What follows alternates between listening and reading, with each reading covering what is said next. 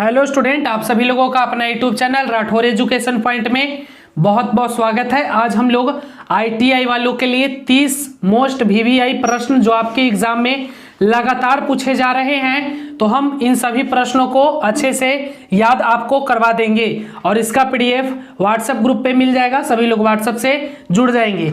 प्रतिदिन रात 8:30 बजे हमारे व्हाट्सएप ग्रुप में टेस्ट लिया जाता है, जिसका पीडीएफ आप सभी लोगों को सुबह दे दिया जाता है। तो चलिए, टेस्ट कैसे देना होता है और व्हाट्सएप ग्रुप को कैसे ज्वाइन करना है, तो व्हाट्सएप ग्रुप को आप लोग डिस्क्रिप्शन से ज्वाइन कर लीजिएगा।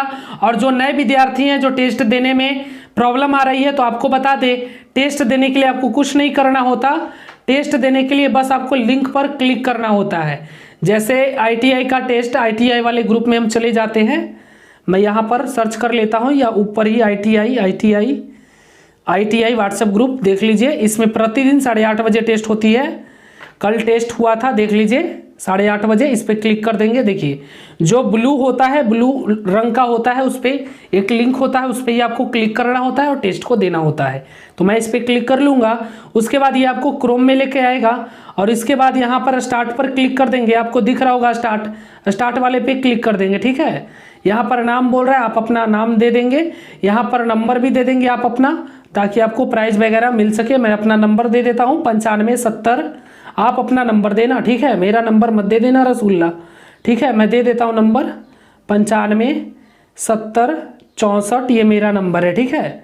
2512 नंबर दे दिया। अब स्टार्ट पे क्लिक कर देंगे हम लोग, ठीक है। नंबर देकर यहाँ पर दिख रहा होगा आप लोगों को स्टार्ट क्यूज, तो इस पर क्लिक कर देंगे हम लोग। उसके बाद 5 मिनट का समय है, यहाँ समय देख लीजिएगा। 5 मिनट का समय है। आप लोग टेस्ट दीजिए, आईटीआई टेस्ट रात 8:30 बजे प्रतिदिन। अब जो भी सही जवाब होगा उसका टेस्ट आपको लगाते जाना है। पहला प्रश्न है, निम्न में से कौन सी विशेषता नवपाषाण युग की नहीं है? जो भी नहीं होगा उसमें टिक करेंगे। इस प्रकार सभी प्रश्नों को टिक करने के बाद सबमिट पे क्लिक कर देंगे। तो चलिए, मैं सभी प्रश्नों को जो भी सही जवाब होगा आप सेलेक्ट कर लेना। मैं आपको दिखाने के लिए, डेमो के लिए कोई भी एक सेलेक्ट कर लेता हूँ। सभी प्रश्नों को जवाब आपको देना होगा। जो भी सही जवाब होगा उसका आप सिलेक्शन करेंगे, चूज करेंगे जो सही जवाब होगा। और उसके बाद सभी सवालों का जवाब देने के बाद आपको टाइम के पहले जवाब दे देना है। अगर नहीं देंगे तो उसके बाद अपने आप ही सबमिट हो जाएगा। अब 15 प्रश्न आपने दे दिया, उसके बाद सबमिट पे क्लिक कर देंगे।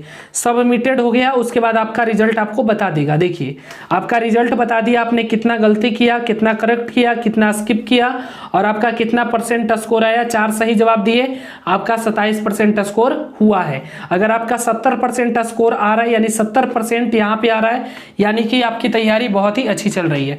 तो इस प्रकार से आप लोग भी हमारे व्हाट्सएप ग्रुप को ज्वाइन करके प्रतिदिन रात 8:30 बजे टेस्ट को दे सकते हैं और उसका पीडीएफ भी आपको सुबह दे दिया जाता है कि उसी से टेस्ट होने वाला है। तो चलिए, सभी लोग ज्वाइन कर लीजिएगा। बाकी हम लोग आज का क्लास शुरू करते हैं।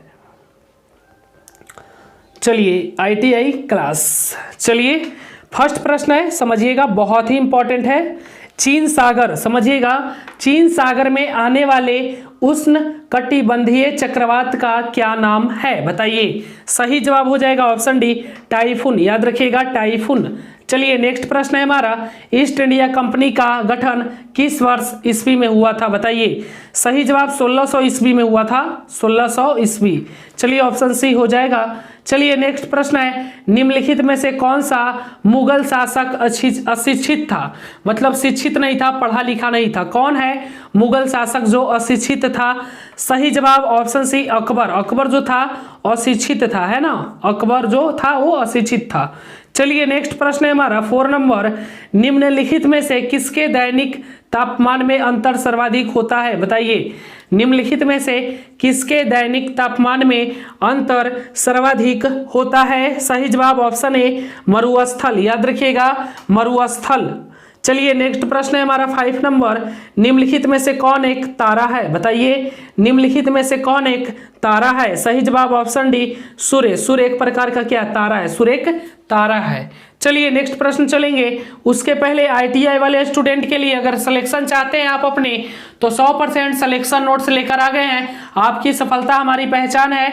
99 रुपये में आपको सभी विषय का नोट्स, यानी सामान्य ज्ञान, विज्ञान और मैथ, ये तीनों आपको दिए जाएंगे 99 रुपये में। तीनों विषय मिलेगा, 100% सफलता की गारंटी है, 80% तक क्वेश्चन हमारे नोट्स से सही पूछे जाएंगे।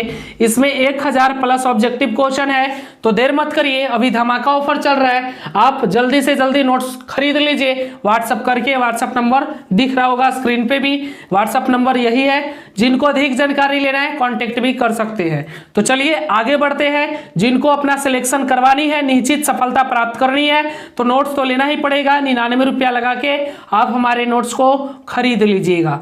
तो चलिए 6 नंबर प्रश्न है, सविनय अवज्ञा आंदोलन की शुरुआत किस अभियान से हुई थी? बताइए, सविनय अवज्ञा आंदोलन की शुरुआत किस अभियान से हुई थी? सही जवाब ऑप्शन बी है दांडी यात्रा, याद रखिएगा दांडी यात्रा। चलिए नेक्स्ट प्रश्न है 7 नंबर, प्रसिद्ध पशुपति की मुहर कहां से मिली है? प्रसिद्ध पशुपति की मुहर कहां से मिली है? सही जवाब ऑप्शन सी मोहनजोदड़ो, याद रखिएगा मोहनजोदड़ो। चलिए 8 नंबर प्रश्न है, सिंधु सभ्यता में गोदीवाड़ा का साक्ष्य कहां से मिला है? बताइए। सही जवाब ऑप्शन डी लोथल, याद रखिएगा लोथल। चलिए नेक्स्ट प्रश्न है हमारा, प्रथम जैन संगीति कहां आयोजित की गई? 9 नंबर प्रश्न, प्रथम जैन संगीति कहां आयोजित की गई? सही जवाब ऑप्शन सी पाटलिपुत्र में। चलिए नेक्स्ट प्रश्न है हमारा 10 नंबर, महावीर का जन्म कहाँ हुआ था? बताइए,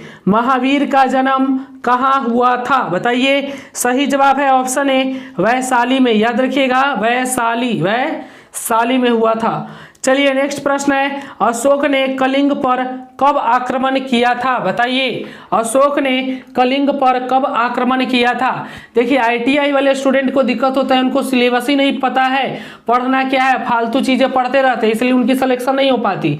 वही पढ़ना है जो परीक्षा में आने वाला है। जीके पढ़ रहा है, उसको पता नहीं कि किस प्रकार का जीके आईटीआई में पूछा जाता है, तो इस प्रकार से आपका सिलेक्शन नहीं होने वाला, इसलिए नोट्स को ले लीजिए, वहां सब कुछ विस्तार से बताया गया है।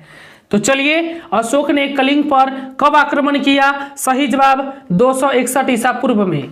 चलिए 12 नंबर प्रश्न है, पूर्ण जागरण का आरंभ कहाँ हुआ? बताइए, पूर्ण जागरण का आरंभ कहाँ हुआ था? बताइए, पूर्ण जागरण का आरंभ कहाँ हुआ था?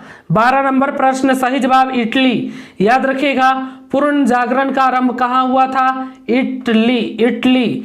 चलिए नेक्स्ट प्रश्न है हमारा 13 नंबर, लाल कुर्ती नामक सेना का गठन किसने किया? बताइए, लाल कुर्ती नामक सेना का गठन किसने किया? सही जवाब ऑप्शन बी गैरीबाल्डी ने। चलिए नेक्स्ट प्रश्न है 14 नंबर, द्वितीय विश्व युद्ध की समाप्ति कब हुई? इसी प्रकार का क्वेश्चन आपका जीके से पूछा जाता है, जीके से इसी प्रकार का क्वेश्चन आईटीआई वालों का पूछा जाएगा।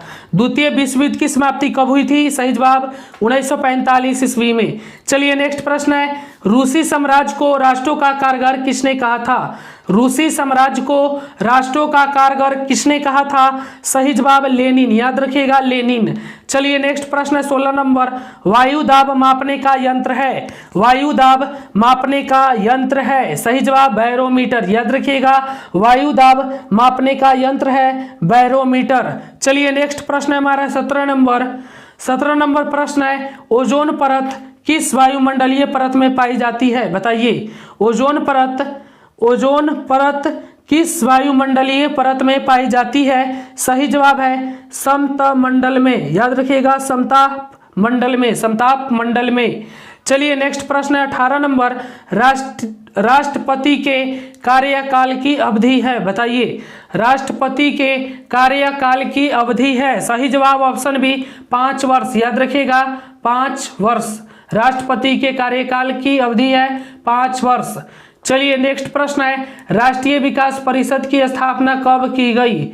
बताइए, राष्ट्रीय विकास परिषद की स्थापना कब की गई? सही जवाब 1952 ईस्वी में, याद रखिएगा 1952 ईस्वी में। चलिए नेक्स्ट प्रश्न है 20 नंबर प्रश्न है हमारा, भारत में प्रथम योजना आयोग का गठन कब किया गया था? जितना भी करवा रहे हैं मोस्ट वीवीआई प्रश्न है, इसलिए सभी प्रश्नों को आप नोट डाउन भी करते चलिए, अच्छा रहेगा। अगर आप नोट्स नहीं लेंगे तो, बाकी अगर आप नोट्स लेंगे तो आपका उसमें रहेगा ये सभी प्रश्न।